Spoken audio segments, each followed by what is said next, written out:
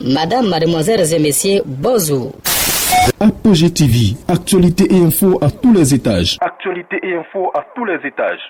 Ouvrez bien vos oreilles, ça va cobasser.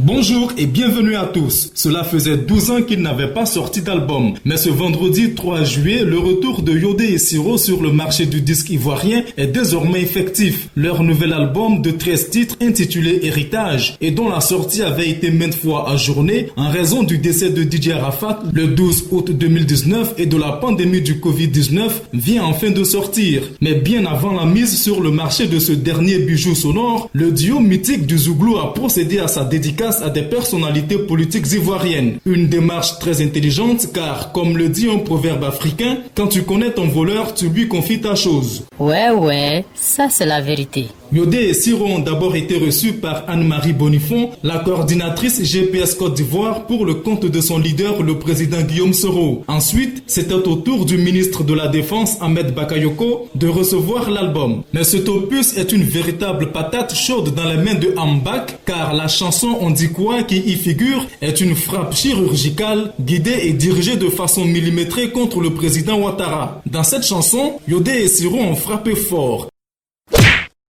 Et même très fort.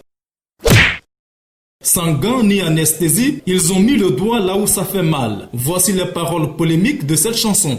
Mais président, ton peuple a faim. On dit quoi? Le pays devient joli, il y a goudron partout, il y a lumière partout. Il y a même lumière dans goudron. Merci au PPTE, sous-trali des pays pauvres. Mais président, ton peuple a faim. Les gens sont en prison et tu dis qu'il n'y a personne en prison. Ce que tu n'as pas voulu hier, ne le fais pas aujourd'hui parce que les mêmes causes produisent les mêmes effets. On dit il n'y a pas l'argent au pays et tu dis l'argent travaille. Mais l'argent travaille pour qui? Là, président, c'est comment? Plus de 60 ethnies dans notre pays, tu vas du rez-de-chaussée jusqu'au dernier étage, du gardien au directeur, si ce n'est pas les Bakayoko ou bien les Koulibaly seulement qui mangent. Quand ça reste un peu, on donne au Kona. Aujourd'hui, Kona est fâché, on achète les enfants de Kona. L'école est malade, ça ne vous dit rien. Et j'ai oublié, vos enfants fréquentent ailleurs. Le kérosène coûte cher, mais ça voyage seulement. Le pays est endetté. Payez vos dettes avant de partir. On ne se réconcilie pas en mettant les gens en prison. Le pays a besoin de tous ses enfants pour la vraie réconciliation.